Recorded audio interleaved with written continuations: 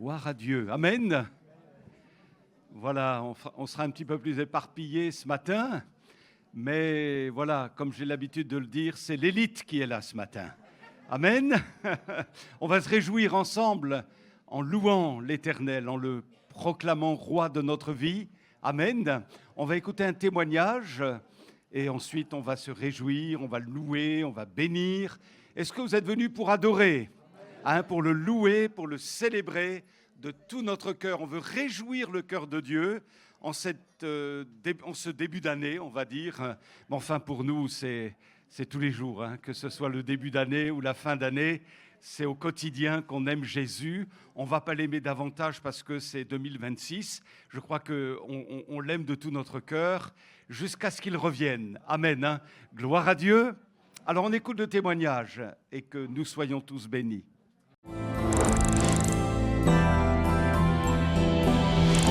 Alors donc je m'appelle David, je suis coiffeur. J'ai rencontré le Seigneur.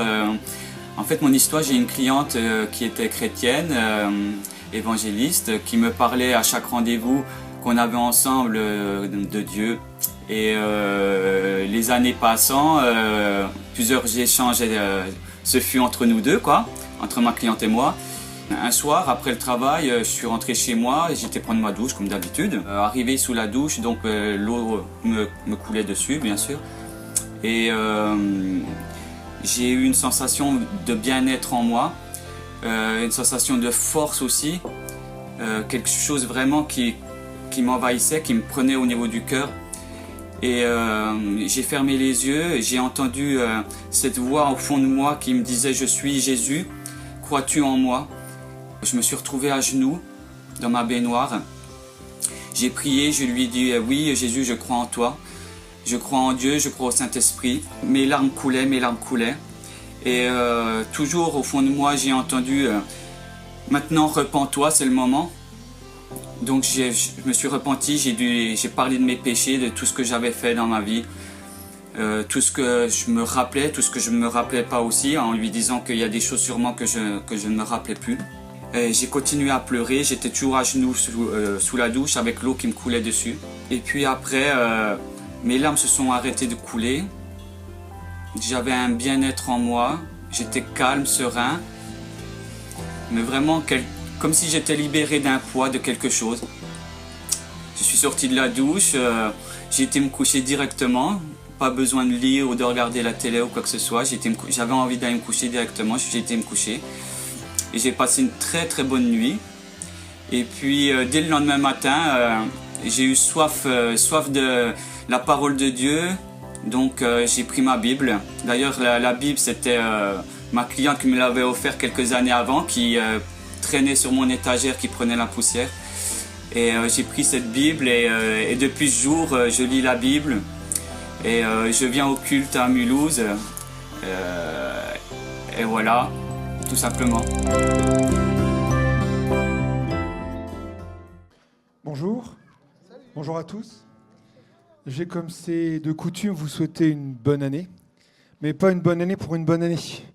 Vous souhaitez mes meilleurs vœux. Bon, on a l'habitude tous de l'entendre, de le faire.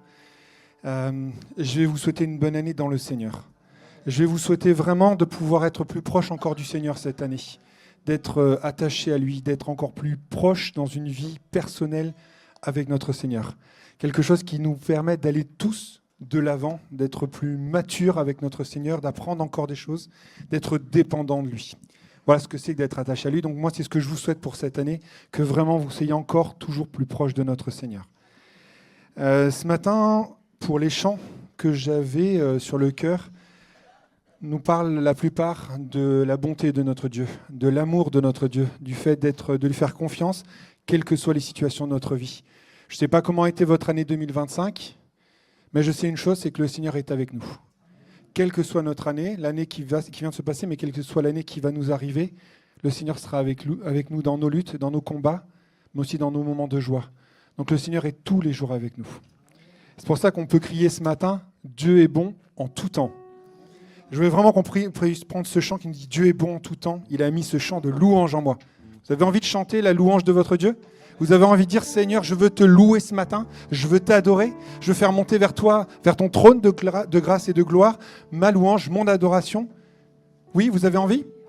Alors je compte sur vous, je veux entendre vos voix qui dépassent la mienne.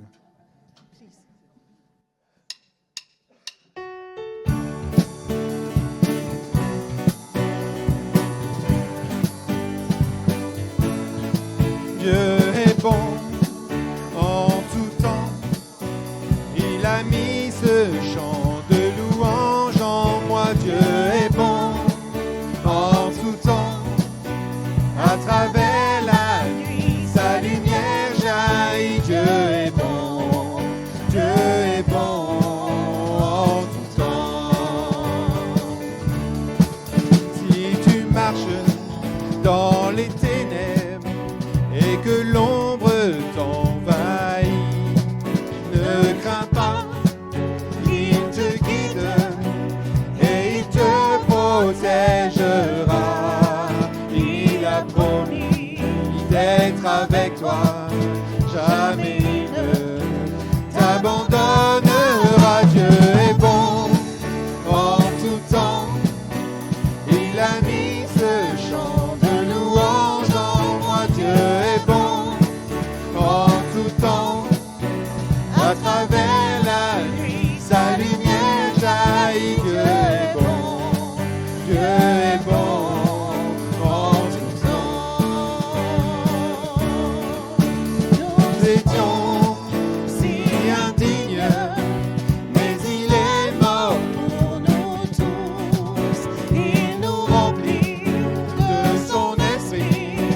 Maintenant nous déclarons que son amour durera jamais et ses bontés pour l'éternité. Dieu est bon en tout temps, il a mis ce chant de louange en moi. Dieu est bon en tout temps, à travers la nuit, sa lumière jaillit. Dieu est bon, Dieu est bon en tout temps.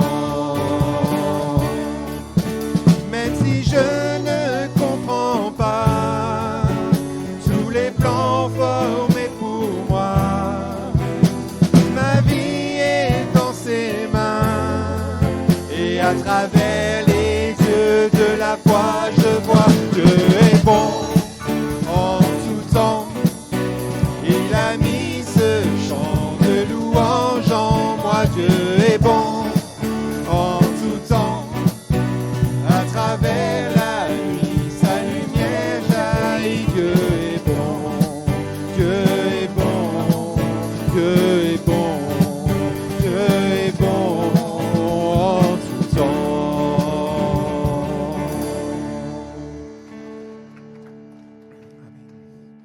Et pourquoi je peux dire que Dieu est bon?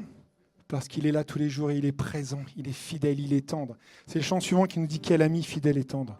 On va prendre que 3 strophes, et je veux vraiment qu'on puisse le réaliser. Quel ami fidèle et tendre, il est là tout le temps. Il est là quand je défaille, il est là quand je suis dans l'inquiétude, il est là quand je suis dans l'angoisse, il est là quand je suis dans la douleur, quand je suis dans les choses qui m'étreignent. Il est là, il est là.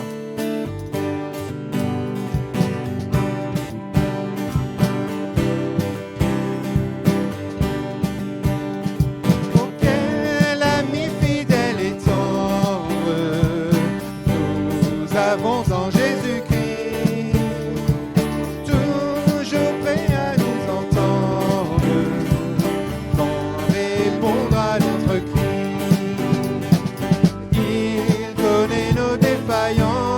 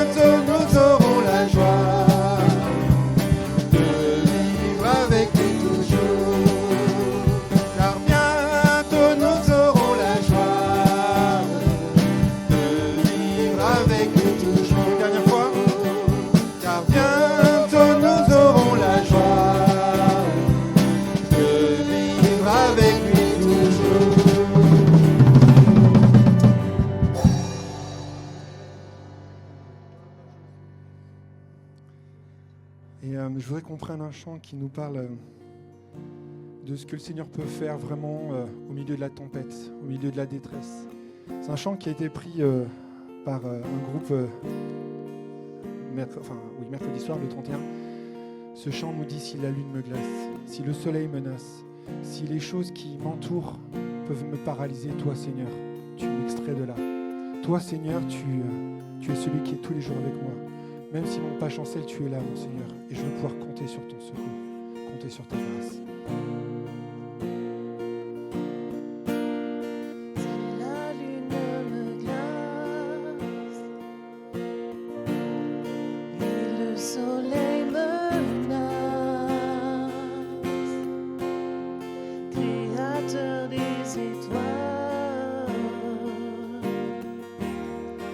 Secours est en toi.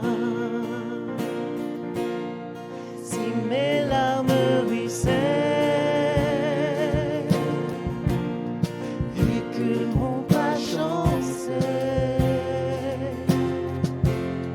Créateur de la terre,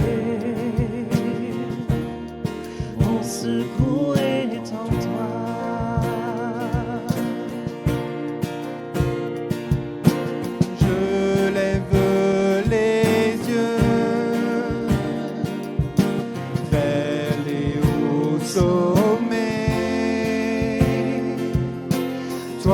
Seul est mon Dieu, je proclamerai. Toi seul est ma force, toi seul me restaure mon secours est en toi.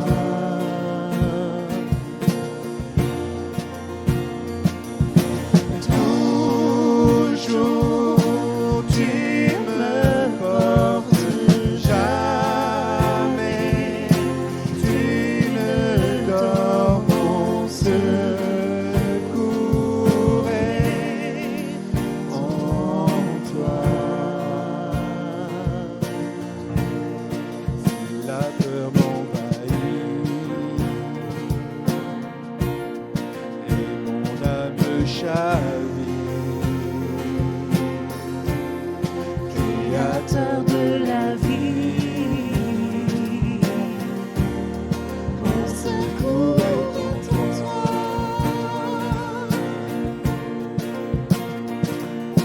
Je lève les yeux vers les hauts sommets. Toi seul est mon Dieu, je proclamerai.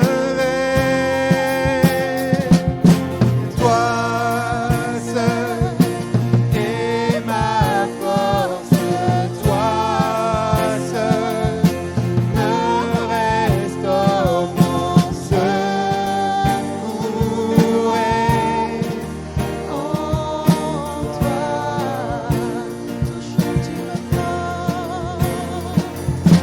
Toujours tu me portes, jamais tu ne dors, mon secours est en toi.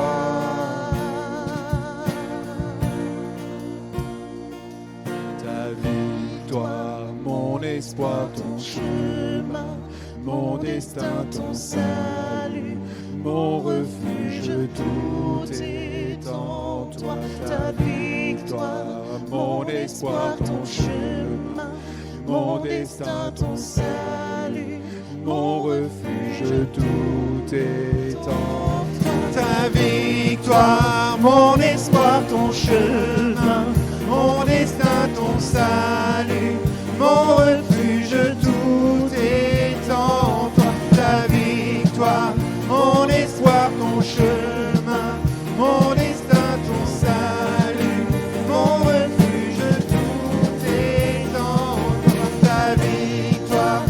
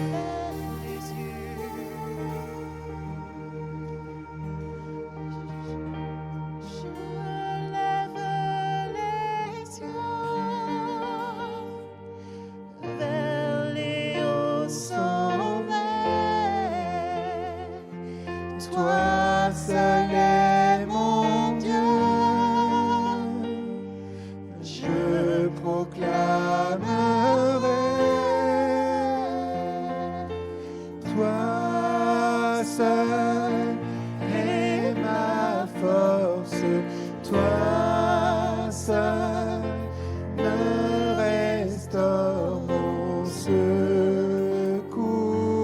est en toi. Toujours tu me portes. Toujours tu me portes, jamais tu ne dors, mon secours est en toi. Toi seul m'es ma force, toi seul me restaure, mon secours est en toi. Toujours tu me portes, jamais tu ne dors, mon secours est en toi.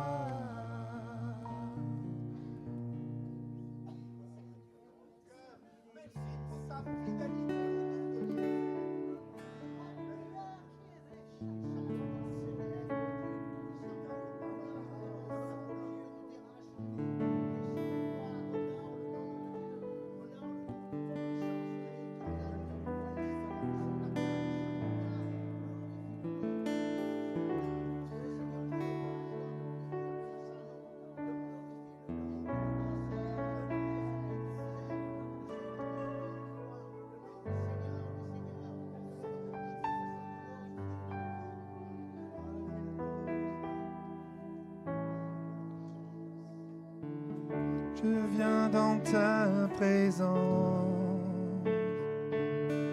Seigneur de l'univers. Rien n'a plus d'importance, rien n'a plus de valeur. Je viens chercher ton cœur, trouver ta volonté, me tenir prosterné en chantant tes louanges. Ton nom est grand, ton nom est saint, ton nom est digne de louange. À toi l'honneur, à toi la gloire, à toi la puissance et la force. Jésus, agneau de Dieu.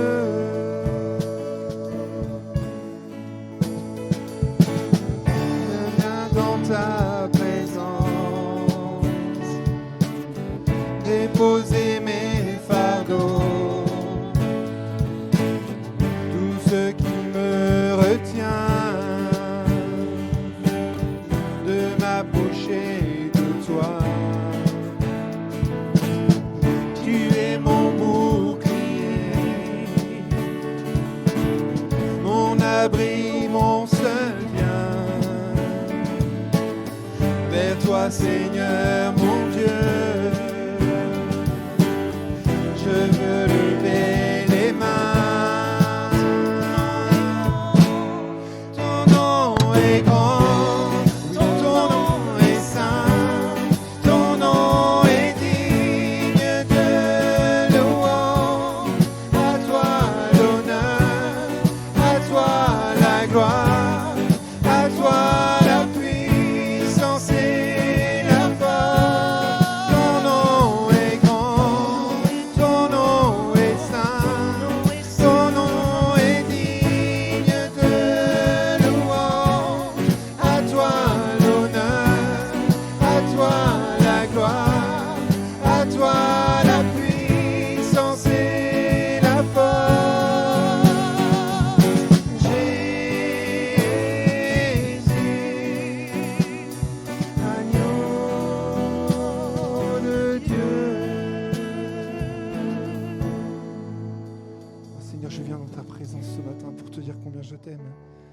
Merci parce que tu es le Dieu Tout-Puissant.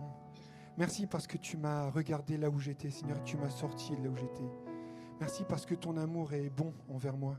Et quoi que je fasse, quoi que je dise, tu es là, tu es toujours là, Seigneur. Alors ce matin, Seigneur, je veux vraiment élever ma voix devant toi pour te dire combien je t'aime. Combien tu es merveilleux, Seigneur. Et mes mots sont bien petits face à toi, Seigneur. Mais je sais que tu as agréé ma prière, ma louange, parce qu'elle vient du plus profond de mon cœur, Seigneur. Et c'est toi, Seigneur, qui me regarde au travers du sang de Jésus. Et parce que j'ai cette assurance d'avoir été pardonné, lavé de mes péchés, alors je peux me tenir devant toi, Seigneur Jésus. Sois loué, sois béni, mon Père. Amen.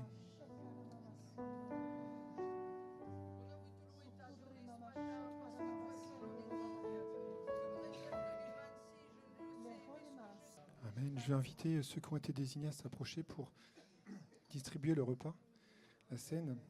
Et je voudrais prendre ce texte dans 1 Corinthiens chapitre 10 qui nous dit « La coupe de bénédiction que nous bénissons n'est-elle pas la communion au sang de Christ ?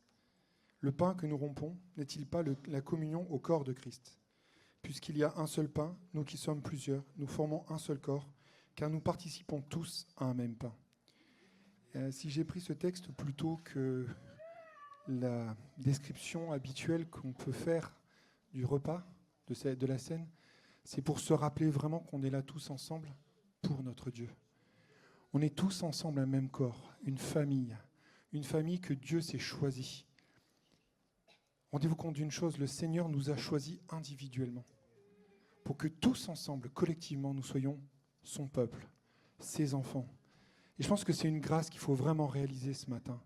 Réaliser pour, effectivement, cette année qui s'ouvre devant nous, mais pas que. Dire, oui Seigneur, ce matin, je veux vraiment me tenir devant toi. Réaliser que si je suis là, c'est un effet de ta grâce. Si mon frère, ma sœur qui est à côté de moi est là, c'est encore un effet de ta grâce.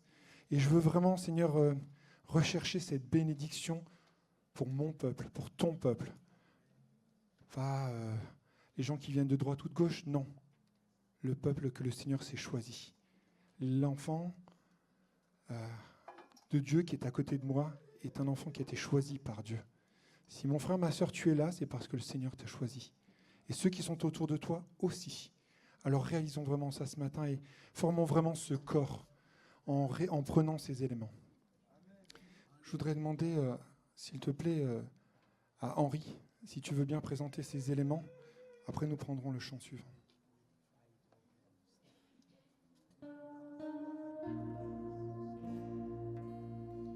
Merci pour la croix, pour le prix payé, car tu t'es donné sans rien retenir. Merci Jésus, précieux Jésus, ils sont pardonnés nos nombreux péchés, couverts par ton sang. Merci Jésus, merci Jésus.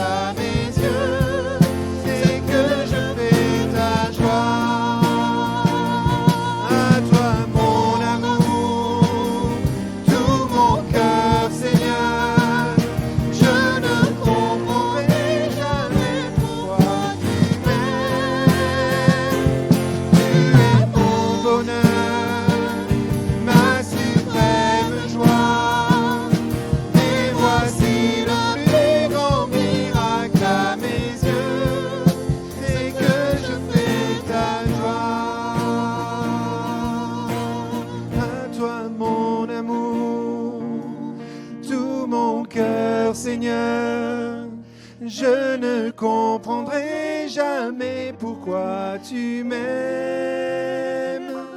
Tu es mon bonheur, ma suprême joie. Mais voici le plus grand miracle à mes yeux, c'est que je fais ta joie.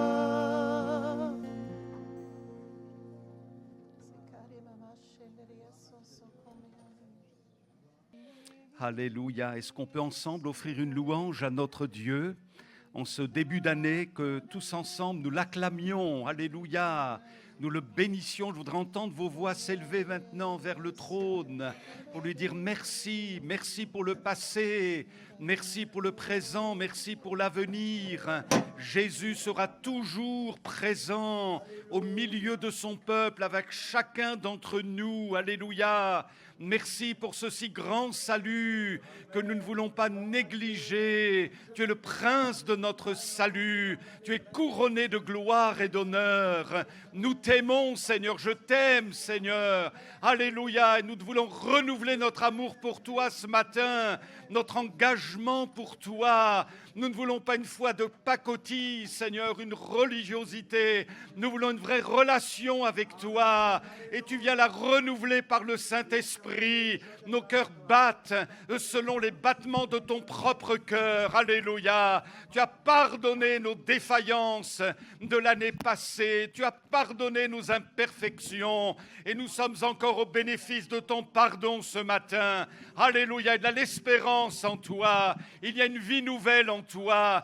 Il y a une force. Il y a quelque chose d'extraordinaire que tu as déposé dans notre cœur. Notre Sauveur, à toi la gloire. Alléluia. À toi la louange. Nous ne pouvons que nous prosterner devant l'agneau de Dieu, reconnaissant notre fragilité, mais reconnaissant aussi ta force, Seigneur, que tu viens déposer en nous. Alléluia. Merci Jésus pour les victoires que tu as réservées pour chacun d'entre nous. Nous sommes au bénéfice de ta grâce, du triomphe de l'agneau de Dieu. Nous te suivons avec joie, avec cœur, et nous sommes heureux de pouvoir ce matin confesser de notre bouche la personne glorieuse de Jésus, notre merveilleux Sauveur et Rédempteur. Amen, amen.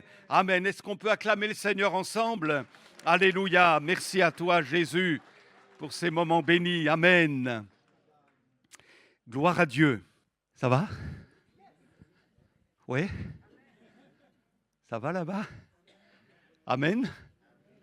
Ça va au fond? On est content d'être là? Alors, la difficulté pour un pasteur, pour le premier message d'une nouvelle année, c'est de se dire qu'est-ce que je vais leur dire? Alors, j'avais prévu faire la suite du Notre Père, là, pour conclure.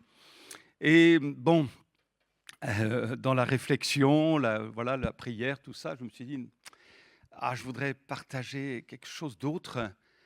Et figurez-vous que dans la réflexion, j'ai un texte qui est revenu sur mon cœur et je voudrais vraiment que ce soit une parole de Dieu pour toi ce matin, pour nous et pour moi aussi. Je la prends pour moi aussi. Elle est toute simple. Cette parole, voilà, vraiment, je souhaiterais qu'on puisse la retenir cette année. Il y a un problème. Tu vas rester là, s'il te plaît. Voilà. Alors oui, cette parole, elle est toute simple. C'est « donne-moi cette montagne ». Donne-moi cette montagne. On va lire ensemble le texte dans Josué au chapitre 14. Alors, les fils de Juda s'approchèrent de Josué à Gilgal et Caleb, fils de Jephouné, le Kénizien, lui dit « Tu sais ce que l'Éternel a déclaré à Moïse, homme de Dieu, au sujet de moi et au sujet de toi, à Kadès Barnéa. J'étais âgé de 40 ans lorsque Moïse, serviteur de l'Éternel, m'envoya de Kadès Barnéa, pour explorer le pays et je lui fis un rapport avec droiture de cœur. Mes frères qui étaient montés avec moi découragèrent le peuple, mais moi, je suivis pleinement la voie de l'Éternel, mon Dieu. Et en ce jour-là, Moïse jura en disant, le pays que ton pied a foulé sera ton héritage à perpétuité pour toi et pour tes enfants, parce que tu as pleinement suivi la voie de l'Éternel, mon Dieu. Maintenant, voici, l'Éternel m'a fait vivre, comme il l'a dit, il y a 45 ans que l'Éternel parlait ainsi à Moïse, lorsqu'Israël marchait dans le désert. Et maintenant, voici, je suis âgé aujourd'hui de 85 ans. Je suis encore vigoureux, comme au jour où Moïse m'envoya. J'ai autant de force que j'en avais alors, soit pour combattre, soit pour sortir et pour entrer. Donne-moi donc cette montagne dont l'Éternel a parlé dans ce temps-là, car tu as appris alors qu'il s'y trouve des Anakim et qu'il y a des villes grandes et fortifiées. L'Éternel sera peut-être avec moi et je les chasserai comme l'Éternel a dit. Josué bénit Caleb, fils de Jephouné, lui donna Hébron pour héritage. C'est ainsi que Caleb, fils de Jephouné, le Kénisien, a eu jusqu'à ce jour Hébron pour héritage, parce qu'il avait suivi pleinement la voie de l'Éternel, le Dieu d'Israël. Hébron s'appelait autrefois Kirjath Arba. Arba avait été l'homme le plus grand parmi les Anakim. Le pays fut dès lors en repos et sans guerre. Amen. Donne-moi cette montagne. Nous sommes ici dans le contexte de la conquête et du partage du territoire de Canaan entre les tribus d'Israël sous l'égide de Josué. Et au sein de ce peuple, eh bien, il y avait un homme de 85 ans qui s'appelait Caleb et qui lui aussi, à 85 ans, réclamait son héritage. Et cette demande était d'autant plus légitime que Moïse, 45 ans auparavant, lui avait fait une promesse en lui disant « Le pays que ton pied a foulé sera ton héritage. Pour toi, pour tes enfants, parce que tu as pleinement suivi les voies de l'Éternel. » On se souvient que Caleb avait été avec Josué et 10 autres espions envoyés dans le pays de Canaan pour explorer le pays. Et 10 espions ont fait ensuite un rapport négatif à Moïse en disant « On ne peut pas le prendre, ce pays-là, parce qu'il y a des géants, des Anakim, des forteresses, des gens super armés. On peut pas, c'est pas possible de s'emparer du territoire. » Et Caleb, Josué, animé d'un autre esprit, ont dit « Mais si, on peut s'en emparer, Dieu nous l'a dit. » Et donc, malheureusement, à cause de ce rapport négatif, Dieu s'est fâché, il a sanctionné le peuple et il l'a laissé errer pendant 40 ans dans le désert. Et donc voilà le moment maintenant de prendre possession du pays. Et Caleb avait porté ses regards sur une ville qui s'appelait Hébron. Et cette ville avait 3 caractéristiques. La première, c'est qu'elle était placée dans les montagnes. Accès plutôt compliqué, mais elle était placée dans les montagnes. La seconde caractéristique, c'est que cette ville d'Hébron était entourée de forteresses infranchissables pour celui qui voulait s'en emparer.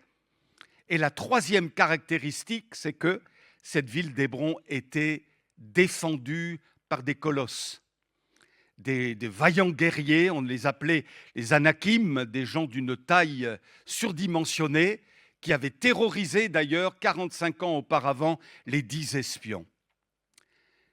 Et donc voilà, Caleb a dit « Donne-moi cette ville, donne-moi cette montagne. » Je me suis dit « Mais Caleb, pourquoi tu t'es pas contenté d'une petite ville tranquille dans la plaine ?» Mais lui, il voulait quelque chose de plus. Quelque chose que si ça lui est donné, ça vient vraiment de Dieu.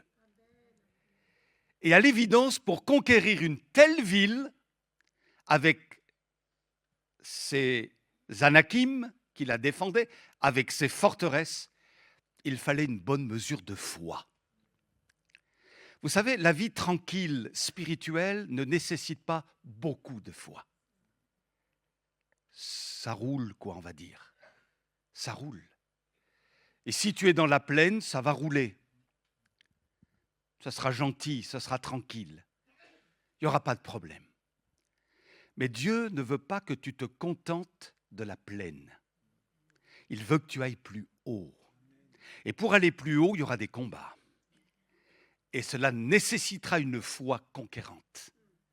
Et l'Église de Jésus-Christ, les pasteurs y compris, ont besoin d'aller plus loin que de se contenter d'une petite ville tranquille dans la plaine. Dieu a d'autres projets. Il faut aller jusque sur la montagne, conquérir de nouveaux territoires, de nouvelles villes. Et pour cela, il faut exercer notre foi et accepter d'être un peu bousculé, peut-être dans notre religiosité, notre façon de vivre habituelle. On a besoin de quelque chose de plus. Et donc, Caleb, il avait besoin de foi. Et sa foi revêtait, me semble-t-il, au moins deux caractéristiques. La première, c'est qu'elle était déterminée. Sa foi était une foi déterminée. Voyez-vous, il a 85 ans. Imaginez cet homme de 85 ans. Mais il est vigoureux, il le dit lui-même. Et malgré les années, malgré les coups durs, rien n'a altéré sa foi. Rien. Pourtant, vous le savez comme moi, ça n'a pas été tous les jours facile. Imaginez-vous dans un désert. Et sans doute que Caleb se disait, mais c'est pas ma destinée, ça. C'est pas à ça que je suis appelé, moi. Je suis pas appelé à vivre dans un désert toute ma vie. Ma destinée à moi, c'est Canaan, c'est la terre promise. Et en plus, il n'y est pour rien s'il est dans ce désert pendant 40 ans. Il n'y est pour rien. Dieu a sanctionné les incrédules, pas Josué ni Caleb. Mais ils ont partagé le sort du peuple, sans maugréer, sans gémir, sans se révolter contre Dieu. Et donc, il a passé 40 années éreintantes dans le désert, sans que ce soit pour autant une sanction contre lui. Et voyez-vous, imaginez-vous une première année, une deuxième, une troisième, une quatrième, une 15e, une 30e année dans le désert. Waouh! Je crois que pour ma part, ma foi aurait pris un sérieux coup. Et sans doute que le découragement aurait tout englouti dans ma vie et aurait tout emporté. Et en plus, ma foi aurait été remplacée par beaucoup d'aigreur et même de la révolte. Mais voyez-vous, Caleb, malgré tout cela, n'a pas perdu sa détermination du départ. Et il y a là un message pour chacun de nous. Oui, tu as eu des coups durs. Oui, il y a eu des vents contraires. Oui, il y a eu peut-être des tentatives d'usure de la part de l'ennemi et des circonstances de ta vie. Oui, et tous, on a une liste, elle est plus ou moins longue, de choses qui ont été susceptibles ou de nature à engloutir notre foi, sa pertinence, son efficacité, sa détermination.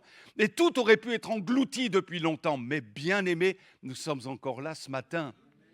Et je suis persuadé que le Seigneur veut fortifier plus encore qu'hier notre foi pour qu'elle soit caractérisée par une sainte détermination. L'Église doit manifester une foi déterminée. Dans les temps de la fin que nous connaissons, à l'image donc de Caleb, notre foi doit être déterminée. Mais ce que je retiens, c'est que Caleb a su faire face à un sacré défi. Un défi que nul d'entre nous ici présents n'échappe. C'est que entre la promesse que lui a faite Moïse de conquérir le territoire, de s'approprier l'héritage et la réalisation de cette promesse, il y a eu un temps très long. Ça ne veut pas dire que Dieu était contre lui. Mais il a fallu que Caleb relève un défi, que nous sommes tous, mes bien-aimés, appelés à relever aussi. C'est le timing de Dieu, le temps de Dieu. Ce temps qu'on n'arrive pas, nous, à maîtriser, mais que lui maîtrise parfaitement. Et c'est justement dans ce temps d'attente entre ce que Dieu nous a dit et la réalisation de ce qu'il nous a dit, dans ce temps d'attente plus ou moins long, qu'il ne faut pas craquer. Oui ou non? Qu'il ne faut pas tout jeter par-dessus bord, se décourager au point de tout abandonner. Caleb, il n'a rien abandonné, mais il a gardé, il a protégé, il a entretenu sa foi, laquelle a été une foi déterminée jusqu'au bout. Béni soit Dieu. Ah, mes amis, que le Seigneur nous soit en aide. Et 45 ans se sont écoulés. Mais voyez-vous, je crois que ce qui a vraiment porté surnaturellement Caleb dans ces 45 ans d'attente, c'est qu'il avait déjà, alors qu'il était allé en Canaan explorer le pays, 45 ans avant, il avait vu cette montagne. Il avait vu cette ville d'Hébron sur la montagne. Et déjà là, il s'est dit, ça, c'est à moi, ça je le veux. Et alors qu'il a traversé le désert pendant ces 40 ans, eh bien, c'est ça qu'il a porté. C'est la vision. C'est la vision. C'est la promesse. Et si toi, mon bien-aimé, mon frère, ma sœur, tu traverses un désert, pour que tu tiennes le coup, eh bien, il faut que tu portes cette promesse dans ton cœur. Jusqu'à sa réalisation, le jusqu'à ce que. Vous avez vu dans l'Écriture, dans les psaumes, et par ailleurs, il est dit jusqu'à ce que. Et pour qu'on tienne bon dans ce jusqu'à ce que, il faut que ce soit une promesse sérieuse, forte, que nous nourrissons dans notre cœur. C'est la promesse de Dieu. Je verrai la chose s'accomplir. Ouais, mais tu es dans un désert. Je la verrai s'accomplir. Oui, mais le temps passe, les années passent et tu ne vois rien. Je le verrai s'accomplir parce que Dieu me l'a dit, c'est sa promesse, elle est dans mon cœur et le diable va rôder autour de toi, mais il n'y a rien autour de toi, tout est qu'aridité, il n'y a que des cailloux là autour de toi. Je verrai la chose s'accomplir parce que Dieu a dit. Et toi, tu as reçu une promesse vivante dans ton cœur, elle vient de la parole de Dieu, elle est précise, elle est dans ton cœur, tu ne la vois pas encore s'accomplir, mais elle te porte dans ton désert, jusqu'à ce que tu en sortes, alléluia, et que tu puisses dire, au temps marqué par Dieu, donne-moi cette montagne. Ce n'est pas de l'arrogance, mais c'est la foi déterminée. Donne-moi cette montagne. Alléluia. Mon ami, quand toi tu portes cette promesse dans ton cœur, dans ton désert, c'est ta montagne à toi. Alléluia. Alors j'ai envie de dire ce matin à chacun d'entre nous, soyons, chaque frère ici, chaque sœur dans la foi, soyons des Caleb. Soyons des Caleb, armés d'une foi déterminée. Sois un Caleb dans ta famille. Même si autour de toi, il n'y en a pas un de converti, toi, tu es animé d'une foi déterminée. Sois un Caleb dans ta famille. Sois un Caleb dans ton couple. Sois un Caleb dans ton couple. Peut-être que ton mari n'est pas converti encore, ni ton épouse, mais sois toi qui appartient à Jésus, un Caleb dans ton couple. Sois un Caleb dans ton travail. Alors que tu évolues dans un milieu d'inconvertis, mais toi, tu es un enfant de Dieu. et tu peux apporter la bénédiction de Dieu dans ton travail.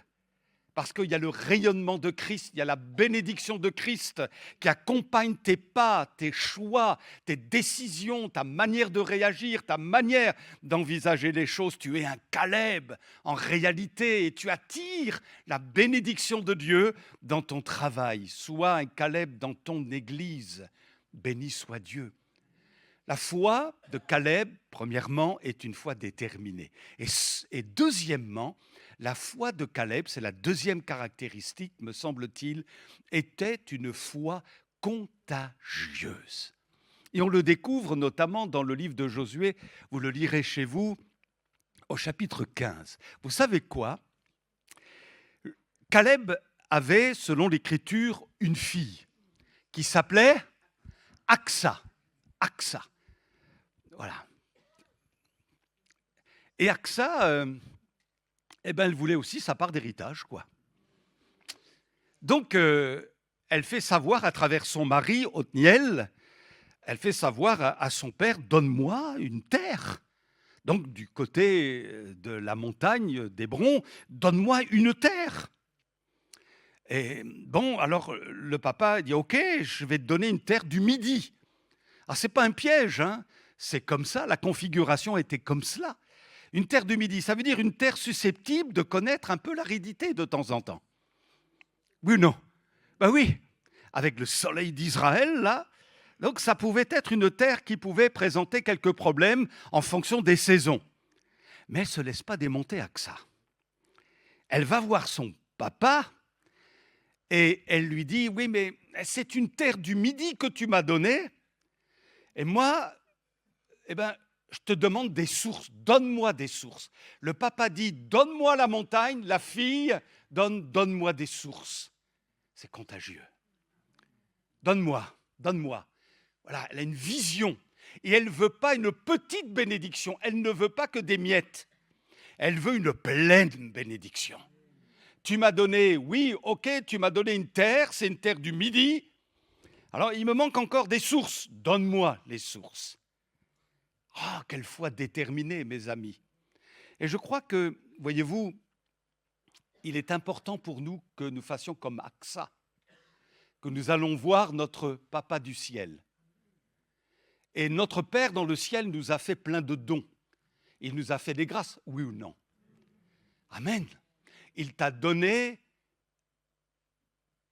une épouse. Et les frères de dire « Amen !» Il t'a donné un époux et les sœurs de dire « Amen !» Mais il peut y avoir des moments d'aridité, à moins que vous soyez déjà arrivé à un état de perfection céleste, mais il peut y avoir des moments d'aridité. Pourtant, ça vient de Dieu. Dieu te l'a donné, ce mari. Dieu te l'a donné, cette épouse. Mais oui, il y a des moments parfois d'aridité. Alors, tu vas faire comme Aksa. Tu vas aller voir ton papa du ciel, et tu vas lui dire, donne-moi les sources. Donne-moi les sources inférieures, supérieures. J'ai besoin d'être rafraîchi pour être une vraie bénédiction, pour celle que tu as mise à mes côtés, celui que tu as mis à mes côtés. C'est vrai qu'on n'est pas parfait, ni lui, ni moi. C'est parfois compliqué, il y a des luttes, il y a des combats. Mais Seigneur, tu vas donner de la fraîcheur à ma vie. Donne-moi, alléluia. Donne-moi les sources dont j'ai besoin. Gloire à Dieu.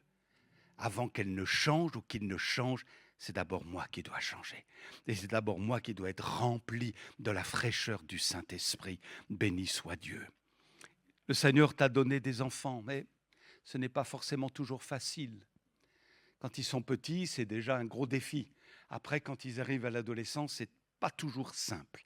Et puis, quand ils arrivent à l'âge adulte, waouh!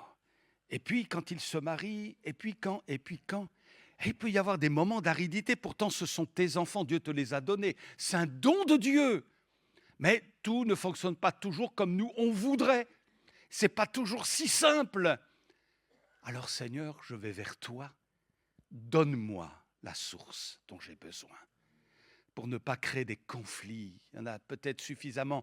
J'ai besoin de la source supérieure, inférieure, pour répandre la bénédiction de Dieu. Dieu t'a donné un service dans l'Église, mais tu t'es rendu compte très vite que ce n'est pas forcément facile toujours. Vous voyez ? Par exemple, si Dieu t'appelle à un ministère pastoral, tu vas être tout content. Si toi, tu es le papa de ce fils ou la maman, tu vas dire « Waouh, mon fils qui entre dans le ministère, waouh !» Et si toi, tu es appelé, tu vas dire « Waouh, je suis appelé au ministère, waouh !»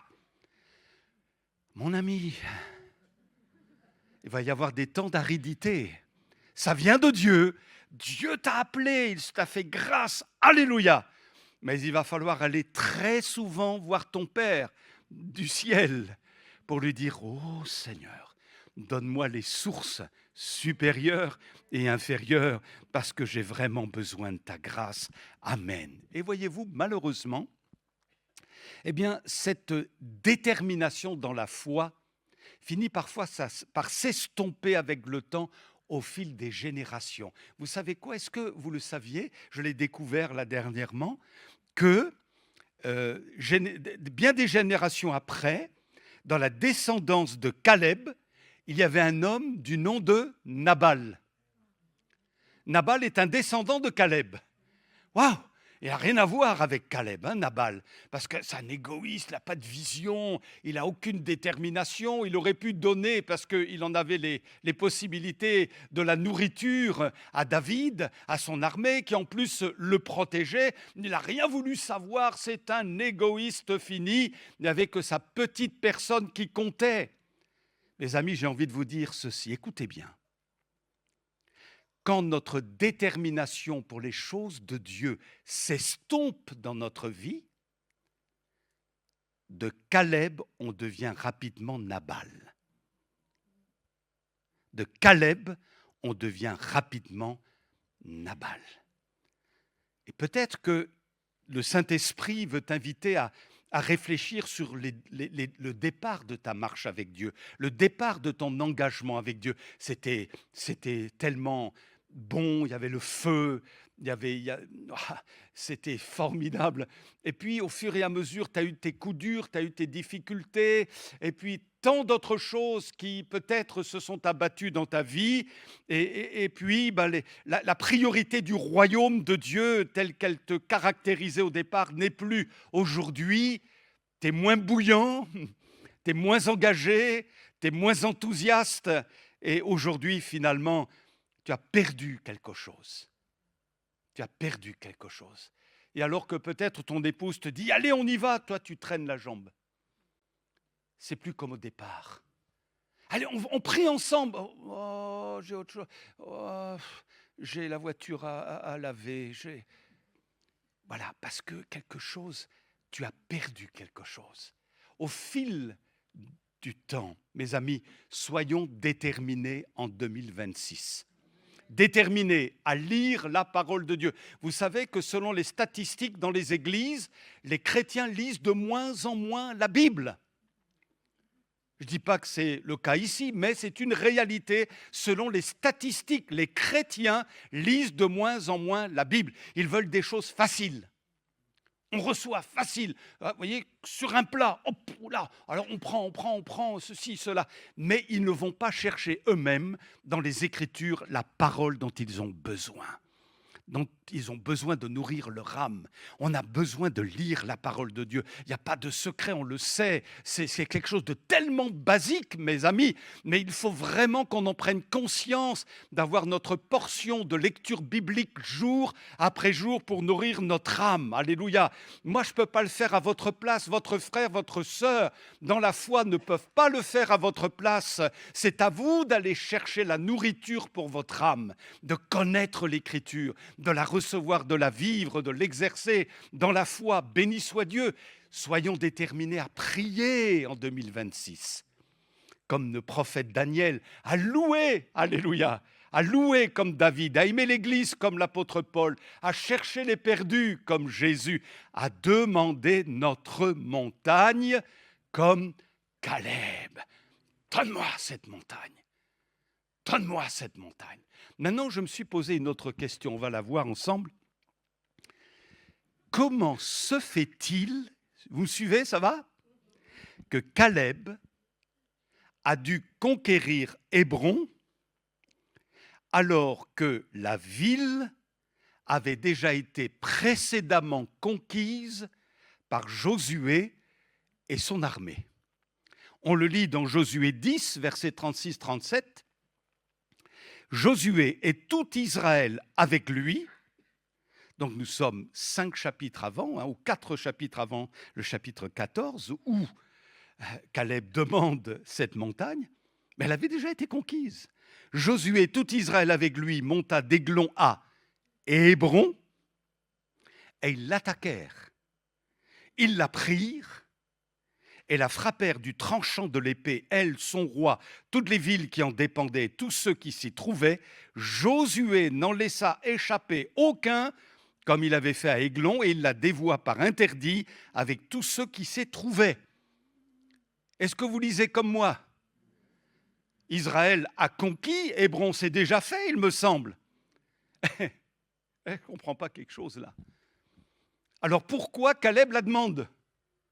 Si déjà elle avait été conquise. Mais mes amis, vous regarderez le texte et il y a une chose intéressante qui n'est pas dite.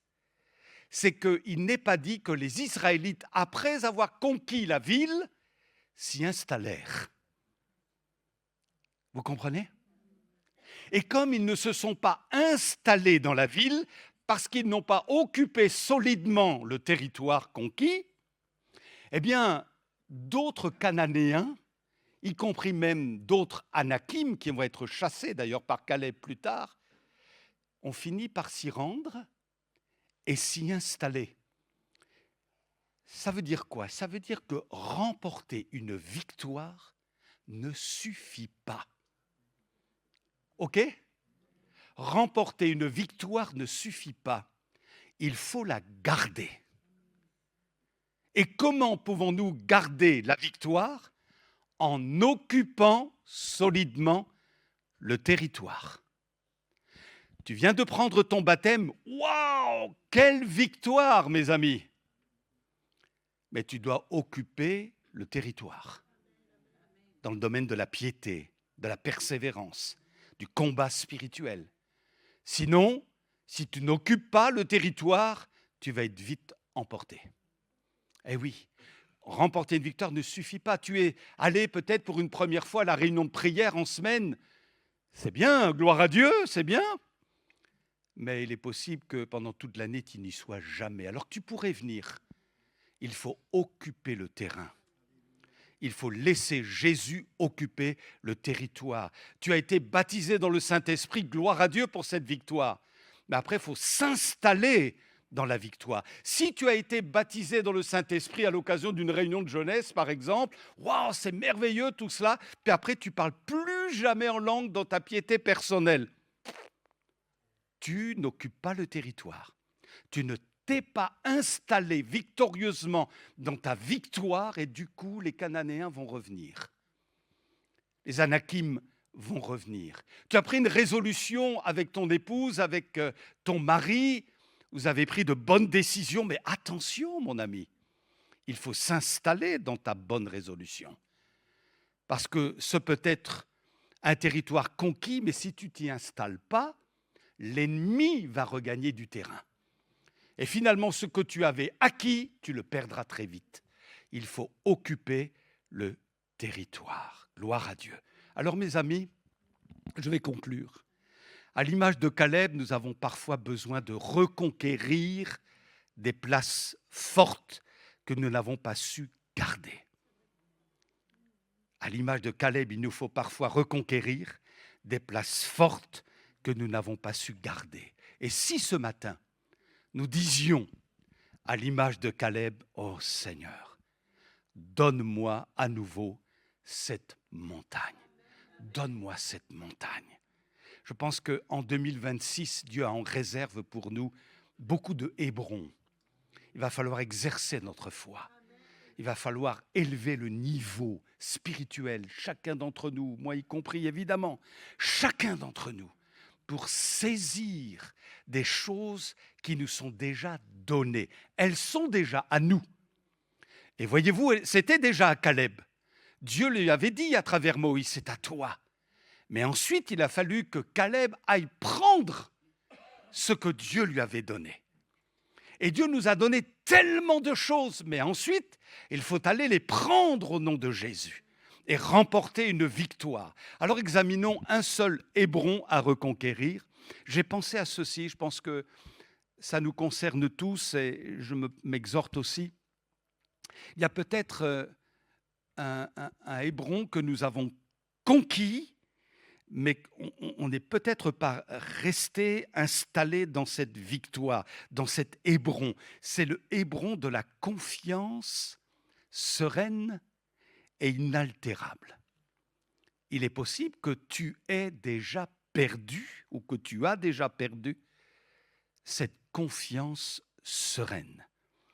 Et que finalement, les Cananéens, les Anakim, ont repris pied dans tes raisonnements qui deviennent de plus en plus négatifs, empreints de culpabilité, de dévalorisation. Et les Anakim du désespoir, de la peur et du découragement ont fini par regagner du terrain en toi.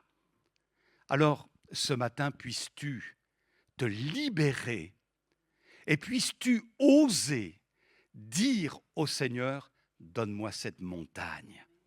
Donne-moi cette montagne de la sérénité, de la confiance dans la foi, de cette confiance qui fait que même si rien ne bouge, même si je ne vois rien, même si ça va à l'encontre de ce que j'espérais, même si je ne maîtrise rien, même si finalement mon épreuve dure jusqu'à ce que je ne puisse la supporter, eh bien, Seigneur, donne-moi cette montagne. Donne-moi cette montagne. Et voyez-vous, quand on dit ça au Seigneur, ça veut dire qu'on va entrer dans un combat. Le texte biblique que nous avons lu nous dit ceci, Arba avait été l'homme le plus grand parmi les Anakim, le pays fut dès lors en repos et sans guerre. Voyez, Arba avait été l'homme le plus grand parmi les Anakim, donc à Hébron, et le pays fut dès lors en repos et sans guerre. Et je me dis, mais non, ce qu'il faut comprendre, c'est qu'entre ces deux versets-là, il y a la notion d'un combat spirituel. Et j'ai donc mis ceci dans le texte pour bien comprendre. Arba avait été l'homme le plus grand parmi les Anakim. Là, il est à Hébron. C'est mon Hébron que je dois saisir. Et là, il y a un Anakim qu'il va falloir combattre. Donc, je le combats dans l'autorité de mon Seigneur. Et tout de suite après, le pays fut dès lors en repos et sans guerre. Donc, il y a une montagne pour toi à réclamer au pied du Seigneur. Donne-moi cette montagne. Et là, le Seigneur va me dire, tu vois, il y a des Anakim là. Parce que ce que tu demandes, il faut que tu exerces ta foi. Hein. Et une foi déterminée, attention là, hein, il va falloir que tu combattes. Il y a des Anakim qui ne voudront pas lâcher prise. Ils ne voudront rien lâcher, eux, attention. Mais gloire à Dieu, on a la victoire en Jésus. Alors on va mener le combat cette année, en 2026. Et plaise à Dieu, et j'en suis persuadé que c'est sa volonté, que si nous menons ce combat ensemble, comme un seul homme, alléluia, Dieu va nous donner des bénédictions précises au plan familial, au plan de nos couples, pour les célibataires aussi au milieu de nous, les divorcés, les veufs, les veuves. Dieu va donner des victoires pour les enfants de notre Église et ceux qui ne sont pas encore au Seigneur. Dieu va donner des victoires pour la ville dans laquelle nous sommes, dans la région, pour autant que nous soyons animés de cette foi déterminée de Caleb. Donne-nous ces montagnes, Seigneur. Donne-nous, et on va être prêt à mener le combat contre les Anakim. On va les faire fuir au nom de Jésus, de telle sorte qu'en Jésus, le territoire soit dans le repos et dans la paix. Béni soit Dieu, donne-moi cette montagne. Si nous ne retenions que cela ce matin, j'ai gagné. Enfin, Jésus a gagné. Donne-moi cette montagne. Ne lâche rien, mon frère, ma sœur. Peut-être es-tu venu dans ce lieu complètement découragé. Tu es dans une forme de routine. Tu vis plus rien finalement. Ça respire plus dans ton cœur, dans ton âme. Tu aimes les frères et sœurs, tu aimes l'Église, tu aimes le Seigneur, tu es prêt à faire plein de choses. Mais en toi, tu vis plus rien. C'est sec. Ouais, c'est froid, il n'y a plus rien, parce qu'il y a trop de choses qui ont été englouties en toi. Et quelque part, à l'intérieur de toi, tu as déposé les armes. En réalité, c'est ça, tu as déposé les armes. Et là, ce matin, il y a comme une impulsion du Saint-Esprit qui vient s'installer dans ton cœur pour te dire, il faut y croire encore. Donne-moi cette montagne. Alléluia, donne-moi cette montagne. Je pense, moi, à des montagnes précises, claires dans ma tête. Je ne vais pas vous les dire là ce matin, mais je crois aussi que dans votre cœur, il y a des montagnes précises là. Et vous êtes en train de dire, donne-moi cette montagne, Seigneur. Donne-moi cette montagne en 2026 au nom de Jésus. Donne-la-moi. Je vais mener le combat et tu me feras grâce pour que le pays soit en repos, ma famille soit en repos. Et tant d'autres choses. Donne-moi cette montagne au nom de Jésus. Amen. On prie ensemble. Merci Seigneur pour ta bonté. Alléluia. Alléluia. Merci Seigneur. Tu viens nous faire grâce. Tu connais nos défis à chacun, nos combats, nos luttes. On sait Seigneur que la marche avec toi, ce n'est pas une villégiature, ce n'est pas facile toujours. Et je sais que dans notre Église, il y a tellement de frères et sœurs éprouvés, il y a tellement de combats, tellement de luttes. Seigneur, on sait que le malin est animé d'une grande colère. Il veut nous faire du mal, il veut nous décourager. Il y a le monde aussi avec son attractivité, il y a le péché avec sa puissance de séduction. Mais Seigneur, on veut ta grâce ce matin. On veut encore espérer, on veut encore y croire. Oui, on sait que tu es notre Sauveur, on sait que tu es notre Seigneur, on sait que tu es vivant, on sait que tu es mort à la croix. Il n'y a pas de problème. Mais Seigneur, peut-être qu'avant nous avons déposé peut-être nos armes parce que on s'est contenté de petites choses dans la plaine. On ne veut plus mener le combat. On ne veut plus aller plus loin, on ne veut plus s'engager. Seigneur, on est là, on se contente de peu, de miettes. Et il y a tellement de choses belles qui nous sont pourtant réservées sur la montagne. Mais on ne veut plus y aller, on ne veut plus faire d'efforts, on ne veut plus se secouer. Seigneur, donne-nous d'être animés comme Caleb, malgré son âge, d'une foi déterminée, contagieuse. Alléluia. Aide-nous, Seigneur, dans notre assemblée à relever les défis. Aide-nous à relever nos défis dans nos familles respectives, dans notre service respectif. Donne-nous de remporter la victoire. Donne à mes frères, mes sœurs, dans le contexte de leur travail, d'être des Caleb, apportant la bénédiction de Dieu. Oh, merci Seigneur. Fais-nous du bien. Réjouis nos cœurs. On ne sait pas ce que va nous réserver cette année. Il y aura des luttes, des combats, des joies, des peines. Mais tu seras là avec nous, nous le déclarons. Et on veut s'attendre à ce que les montagnes qu'on t'a demandées, elles nous seront acquises. Alléluia! Oh, alléluia! Le diable est en train de lâcher prise. Il est en train de reculer maintenant. Alléluia! Au nom de Jésus, au nom de Jésus, je proclame notre libération. Je proclame que nous relâchons notre foi, nous la libérons pour qu'elle s'exerce encore avec une sainte détermination. Viens renouveler nos cœurs, viens rafraîchir notre âme. Comme AXA, nous demandons, oui, les sources supérieures, les sources inférieures du Saint-Esprit. Oh, donne-nous, Seigneur, donne-nous. Alléluia, nous n'avons aucun ordre à te donner. Mais, Seigneur, c'est déjà acquis. Il nous suffit de prendre, de mener le combat et de recevoir de ta part ce qui est déjà fait. Aide-nous à nous lever à nouveau, à prendre les armes à nouveau, à mener nos combats. L'ennemi va reculer. même s'il est impressionnant comme les enfants d'Anakim, eh bien Seigneur, ils n'ont pas pu supporter l'assaut de Caleb. Il a été plus fort. Alléluia.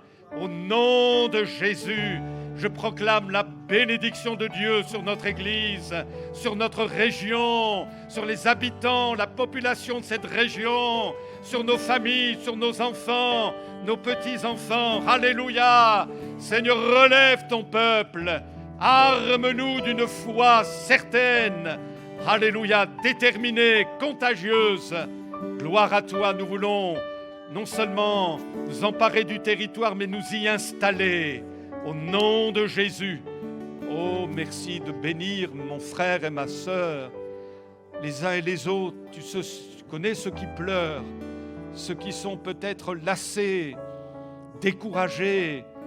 Tu connais ceux qui sont en panne à l'intérieur d'eux-mêmes, qui se posent 1001 questions. Eh bien, Seigneur, va les visiter, va les guérir, va révéler qui tu es encore.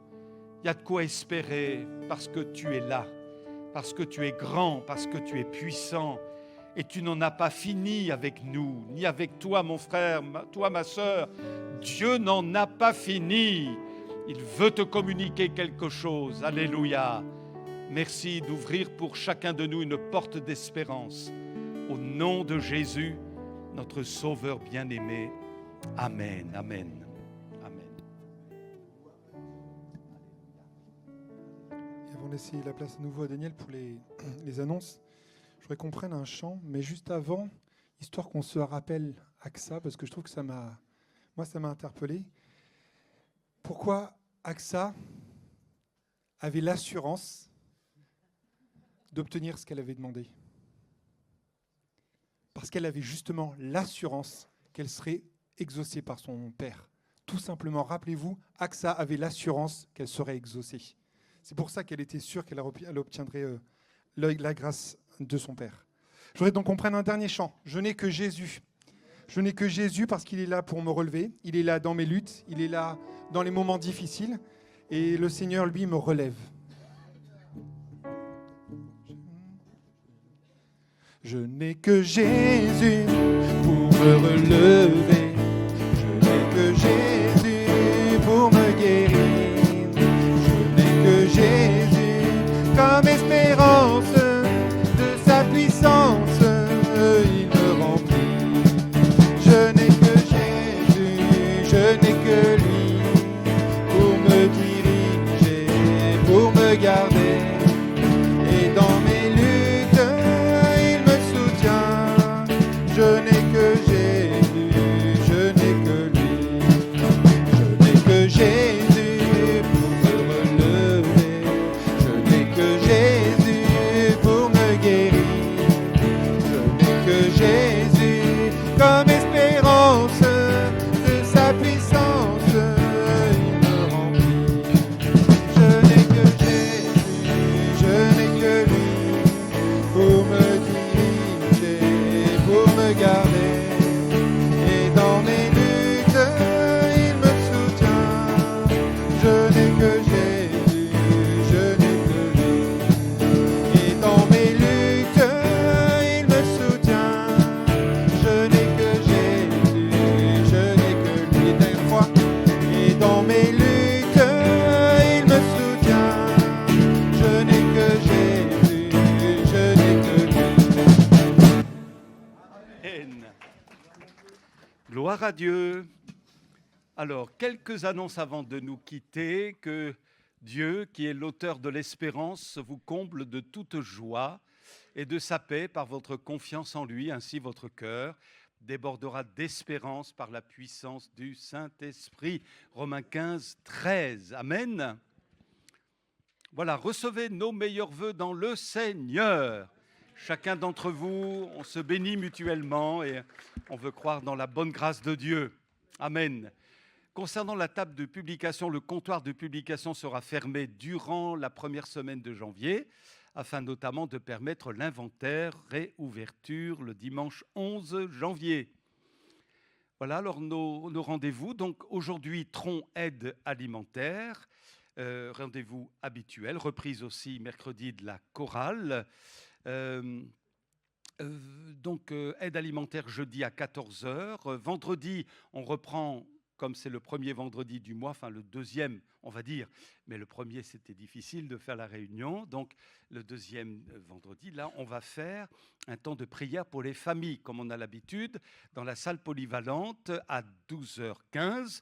Et à 19h, on reprend la vie de l'esprit, premier vendredi du mois.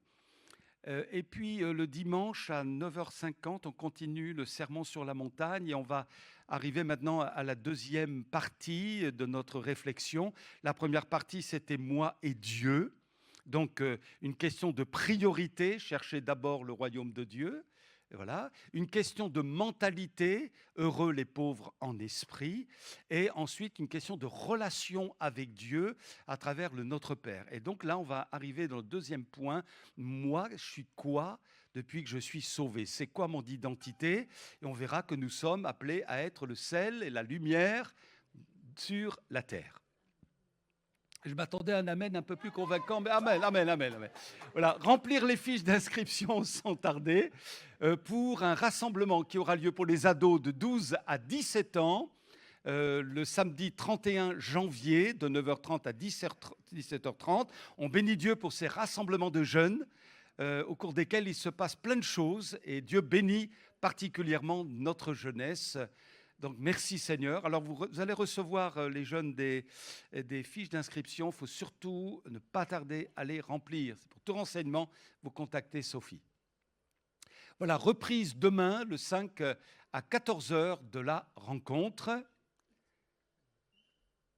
Offrande du culte. Et, oui, tu peux le dire à ton voisin, ta voisine. Sois béni, mon frère et ma sœur. Alléluia, dans le Seigneur. À très bientôt. Passez une bonne journée.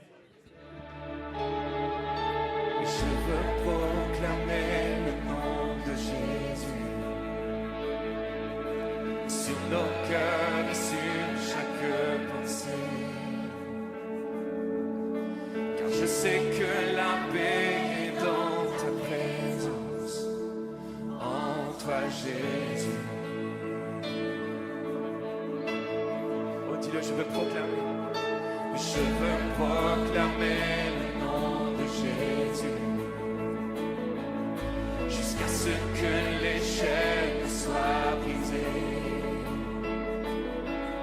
Je crois que l'espoir et la liberté sont en Jésus.